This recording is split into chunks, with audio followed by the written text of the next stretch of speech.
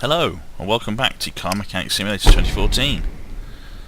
Having previously finished the normal play, the career, 7626, it's time to move on to the 4x4 add-on. Later this month, probably next month now, it looks like the quarter mile add-on free DLC will be released as well, so we can look at that then. But right now, looking at the loading screen, because I'm using Fraps now instead of MSI Afterburner. Suits you, sir. Okay. So we're at a whole new... we're at the garage we were at previously. Oh no, this is the first car. Is it? No, it's got all the flags and everything and the extra diagnostic chip tuning room. It was chip tuning, wasn't it? Yeah. Alright, let's see what's required. Repair Invoice 0. I think I'd start with 1, but whatever. Mount new wheels. Alright, the wheels are all one out, £4.5 for wheels. Okay then. So look at your shiny wheels. Oh, is that slow again? Do I need to upgrade these? Who knows? 21%. Alright. Oh, and instead of a jack, look, we've got exciting black bricks. They look like the things that they make you go and save out of a swimming pool when you're looking for your swimming badges. You know, have to dive down to the bottom of the pool and pull out, rescue the black brick. They prefer you not to have to rescue people because, if you fail, it's a bit expensive. Wow, that was some time ago. Okay.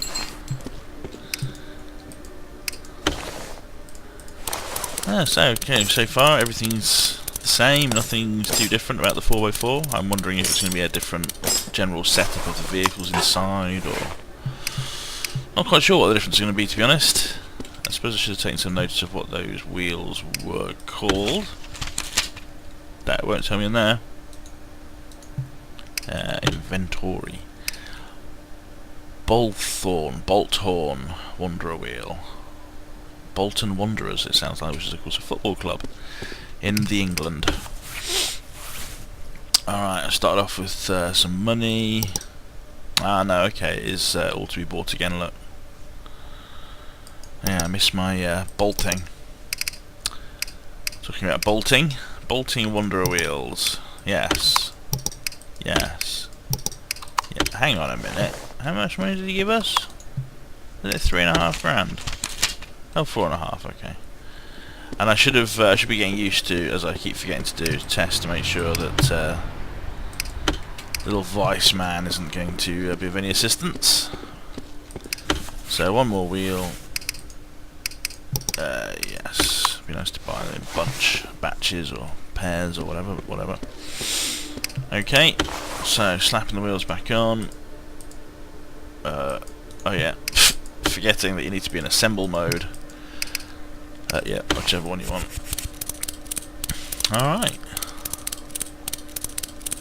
No need to do it in a pattern. It's a game, not an actual vehicle, so it doesn't matter about the stresses on the tyre so much. It'd be interesting if they actually taught you that sort of stuff, made you have to, or if it was preferred that you screwed these on in a particular pattern. I mean, it's usually for stuff that torque is important to. You want to make sure that you get all of the bolts fitting at the same sort of rate.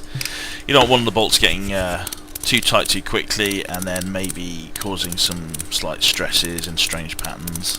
Anyway, whatever. Not a problem here anyway. Alright, there we go. And the thing that I never used to notice when I first started playing this, which is fairly vital to people like me with no memory, is looking in the bottom right. It says no more parts to assemble, which tells me that everything that I need to put back on the car is back on it. Now it might be that I've taken something that there's something wasn't on the car that I need to put on the car. I'm not sure how I would report that. Anyway, so all the bits that I bought or that I took off have been put back on again. I have a tick. More importantly, I can move on to the next order. Oh yeah. And this is the exciting loading screen that anyone who watched my previous series, it's all stopped for a giggle, won't have seen. There we go. Anyway, whoop. Next, invoice. Replace worn out engine parts. I need to have my whole engine checked. Please see what's wrong and replace all damaged parts for £2.5 grand. Right, first things first, I need to get into the habit of selling all. Sell all. Yes. Okay, wow, completely fresh inventory. Okay, so is this a 4x4 vehicle? So, ooh. Now it came to my attention that doing this sort of thing, because I'd never really noticed what this was doing in the past, but apparently it can be effectively making the parts show their status. So, you know, if looking at something you might not know whether it's at 20% or 100%, and doing that can actually, doing this check can actually help with some of that information. How do we get out? Oh, right click, escape even. Alright, so let's continue checking the engine. I don't know if that's helped us at all. Hey, it's my nemesis, the old engine cover. Let's get rid of that. Okay, well, I immediately noticed that the alternator's a bit knackered. This is a bit knackered. Can't tell whether these are knackered or not. Well, the air filter's one of my favourites, so let's have a look at that. So that needs replacing. This airflow meter looks shiny and new, but that can be deceptive. 6%. Alright, so of course your air thing is the lungs of the engine. That's where it sucks in all the air that it needs to help combust the petrol. 22%, yeah, I could do a fixing as well. I should stop giving the lecture because I don't know that much about it all. Alright, and whoops. Have a look in here. The old oil filter. That's fine. Let's pop that back in whilst I remember. Alright.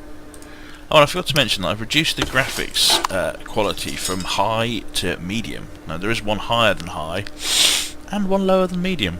But the previous series, the videos are a little bit jerky. So I have...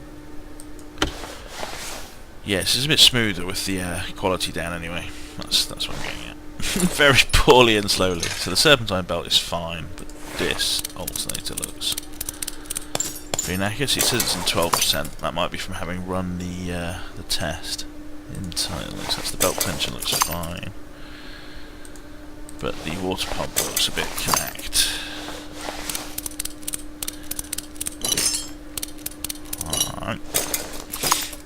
18%, yes, we'll need a new one of them. Okay, so the other things to check are the starter motor, which is fine, and the thing which I haven't looked at yet, which I often look at earlier, is the sparkies and the HT leads.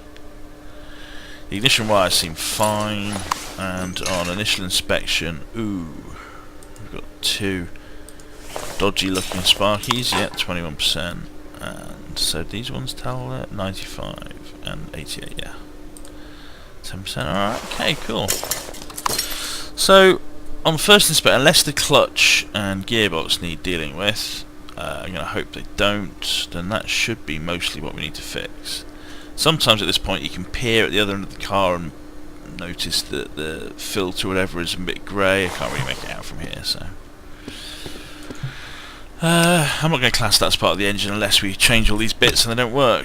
Oh god, we've got loads of things to fix. So let's start with the air flow tube and airflow meter and air filter. Lots of airs. And after that we'll move on to our graces. That's right, same comedy. Airflow meter and airflow tube. Okay, let's put those in.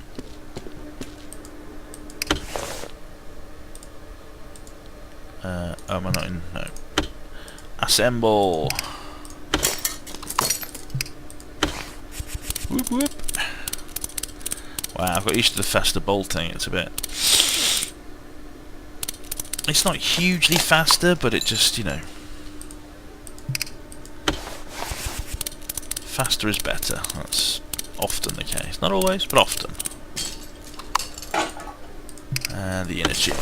Not the inner tube, the airflow tube. Right, so, next we require... Oh, first of all, let's go and see if any of these parts can be fixed. And save us a little bit of money. It's especially important early on. Yes, the thing I've already replaced. Awesome. Still. Alright, so that's a few bucks saved. Eventually, what else might we need? We've got one of those, so we can... Oops, can't right click on things.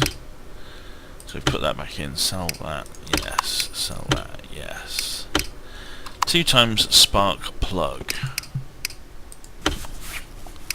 Alright. Whoop.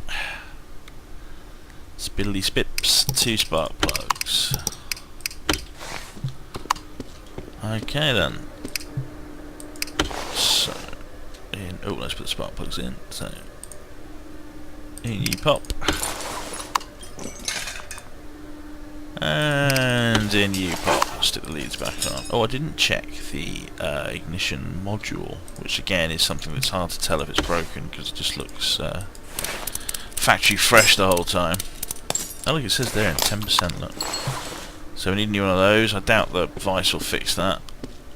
It takes a special sort of Jeremy Clarkson to believe hitting something with electronics in it will make it any better. Or you know, the old days when electronics was a small amount of what was actually in it. You know, like an old TV set that was, you'd bang it and it would settle down. I'm not sure that would work with a modern LCD, to be honest. What have I just done? Oh yes, just ignition module, so assemble mode. Whoops!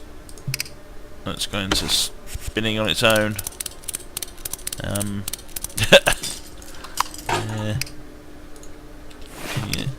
Oh. No, we've got one of those issues where it thinks I want to move up to side or right the whole time. So I'm just going to crab walk around my garage now for the next however long until I sort this out. So how do I sort this out? Let's go into something else. No, it's still doing it. Oh, fiddle faddle. Well, I could try and catch the engine to go past.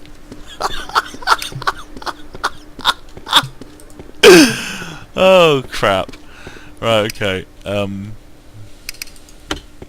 Yeah.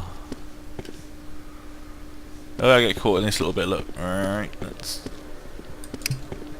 Oh, I can't even fight against it. Usually when this happens, you can stop yourself moving by pushing the other direction, if you know what I mean.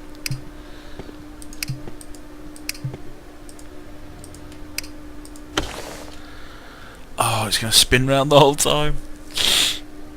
Oh, for Christ's sake. Okay, well, I can't deal with that. Technical difficulties. Okay, so, a quick out and in again, so to speak, I've turned it off and on again, has sorted out my crab walking problem.